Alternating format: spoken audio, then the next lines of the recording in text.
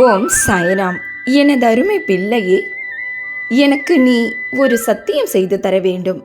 அதாவது, நீ உனது பெற்றோர்களை என்றுமே சந்தோஷமாக வைத்துக்கொள்வாய் என்று. அவர்கள் உன்னை திட்டி இருக்கலாம். நீ செய்ய நினைத்த அனைத்து விஷயங்களுக்கும் முற்றுப்புள்ளியும் வைத்திருக்கலாம். ஏன், உன்னை அர்த்தமில்லாத பேச்சுக்களால் வெறுத்து பேசியும் இருக்கலாம். எது எப்படி இருந்தாலும் நீ அவர்களை வெறுக்கக்கூடாது என்பதுதான் எனது வேண்டுகோள் செல்லமே. காலம் அவர்களுக்கு புரிய வைக்கும் உன் நல்ல குணம் என்ன என்பதையும், அவர்களை சுற்றி இருப்பவர் குணத்தையும் என்னவென்று. அதுவரை நீ பொறுத்திருக்கத்தான் வேண்டும். உன் மீது தவறு இல்லாத பட்சத்தில் உனது உறவினர்கள் பேசும் பொல்லாப்பு பேச்சுக்காக நீ அழ வேண்டும் என்று அவசியமில்லை. நீ என்றுமே சந்தோஷமாக இருக்க வேண்டும். நீ சந்தோஷமாக இருக்கக்கூடாது என்பதற்காகத்தான் உன் இரத்த உறவான ஒருவர் உன் பெற்றோரை உனக்கு எதிராக திருப்பியுள்ளார். இது காலத்தின் கட்டாயம். உன் பெற்றோர்களும் அவர்களிடம் பணிந்து போகின்றனர் என்றால் வீண் வாக்குவாதங்களை தவிர்ப்பதற்காகத்தான், பயந்து அல்ல. அதனால் நீ உனது பெற்றோருக்கு என்ன நடக்கிறது என்று புரிந்து கொள்ளாமல் அவர்கள் மீது கோபம் கொள்வது தவறு. உன் மென்மையான தங்க குணத்திற்கு அது ஏற்புடையதும் அல்ல. முதலில் அவர்களிடம் மன்னிப்பு கேள். உனக்கு ஒருவேளை கேட்க முடியாத சூழ்நிலை இருந்தால் என் பாதத்தில் விட்டுவிடு. என்னிடம் மன்னிப்பு கேள், அது போதும். நீ தற்போது அனுபவிக்கும் எல்லா கஷ்டங்களிலிருந்தும் உன்னை அது விடுவிக்கும். நீங்கள் எல்லாம் நல்ல பிள்ளைகளாக இருந்தும் நல்ல குணமுடையவர்களாக இருந்தும் நீங்கள் கஷ்டப்படுகின்றீர்கள் என்றால், உங்களை சுற்றி உள்ள அனைத்து துரோகிகளும் எல்லா தவறுகளையும் செய்துவிட்டு நன்றாக உல்லாசமாக இருக்கின்றனர்கள் என்றால், உங்களிடம் என்ன தவறு இருக்கிறது என்பதை அலசி ஆராயுங்கள். அதை விடுத்து சண்டை போடாதீர்கள். குறிப்பாக யாரிடமும் இவர்களை பற்றி புறம் பேசாதீர்கள். அப்படி பேசுவதன் மூலம் அவர்கள் செய்த கெட்ட செயல்களின் தண்டனையை நீங்கள் ஏற்றுக்கொள்கின்றீர்கள் என்பதுதான் உண்மை. அதை நீ ஏன் ஏற்றுக்கொள்ள வேண்டும் பிள்ளையே? உனக்கே 1000 கஷ்டங்கள் உள்ளது. அதனால் தான் சொல்கிறேன், உனக்கு ஒருவரை பிடிக்கவில்லை என்றால் மௌனமாக இரு என்று, புறம் பேசுவதை தவிர்த்துவிடு என்று.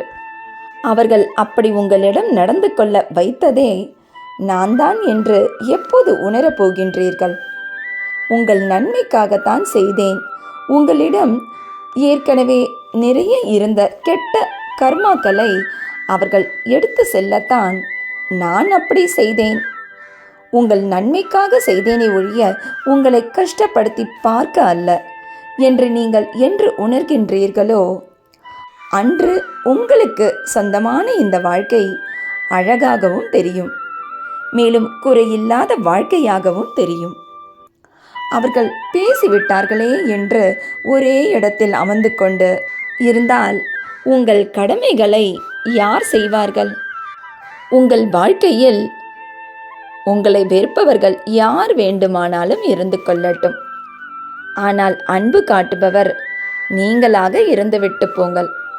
அதற்காக ஒரேடியாக மற்றவர்களை நம்பி எல்லா குடும்ப விஷயத்தையும் சொல்வது, நீ என்னென்ன செய்து கொண்டிருக்கின்றாய், செய்ய போகின்றாய் என்று ஒன்று விடாமல் சொல்வது, நீ என்ன வீட்டில் வாங்கி வைத்துள்ளாய், உன் பிள்ளைகளுக்காக உன் குடும்பத்திற்காக என்று காண்பிப்பது, இதெல்லாம் வேண்டாத வேலை. நீயே வழிய சென்று உன்னை சுற்றி இருக்கும் பொல்லாத தீய பார்வை உள்ள மனிதர்களின் திருஷ்டியை வாங்கிக் கொள்கின்றாய். அப்புறம் வீட்டில் உள்ள ஒவ்வொரு பொருட்களும் அடகு கடைகளுக்கு போகின்றதென்றால் இதற்கு காரணம் பொல்லாத திருஷ்டிதான். அதுதான் எல்லா பொருட்களும் போய்விட்டதே. கண் திருஷ்டிகள் அனைத்தும் தீர்ந்தும் விட்டதே. இனியாவது வாழ்க்கையில் விழிப்புணர்வோடு இருங்கள். இனி வாழ்வினில் அடுத்து என்ன செய்ய வேண்டும் என்று சிந்தித்து செயல்படுங்கள். எவ்வளவோ கஷ்டப்பட்டு படிப்படியாக முன்னேறி வந்த சமயத்தில், வெண்ணெய் திரண்டு வரும் சமயத்தில் பானையை உடைத்தது போல் நீயே இந்த போலி உறவுகளின் திருஷ்டி பார்வையை வாங்கிக் கொண்டாயே அம்மா. நான் உனக்கு ஒரு எச்சரிக்கை விடுக்கின்றேன். மேன்மேலும் இந்த தவறை நீ செய்து கொண்டிருந்தால் இதே மாதிரியான தண்டனைகளும் இனி உன் வாழ்வில் தொடர்ந்து கொண்டிருக்கும். என்னை அலட்சியப்படுத்தாதே, பின் என்னிடம் வந்து அழவும் செய்யாதே. நீ என் செல்ல பிள்ளையாக இருப்பதால் தான் உன் தவறுகள் அனைத்தும் இன்று என்னால் மன்னிக்கப்பட்டு விட்டது. ஆனால் இது மீண்டும் தொடரக்கூடாது.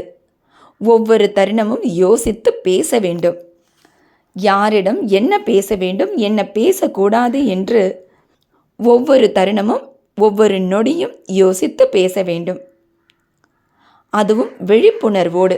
ஏனென்றால் நீ சொல்லும் ஒவ்வொரு சொல்லுக்கும் சரி, நீ சொல்லாத ஒவ்வொரு சொல்லுக்கும் சரி, நீதான் முதலாளி என்பதை முதலில் உணர்ந்து செயல்படு.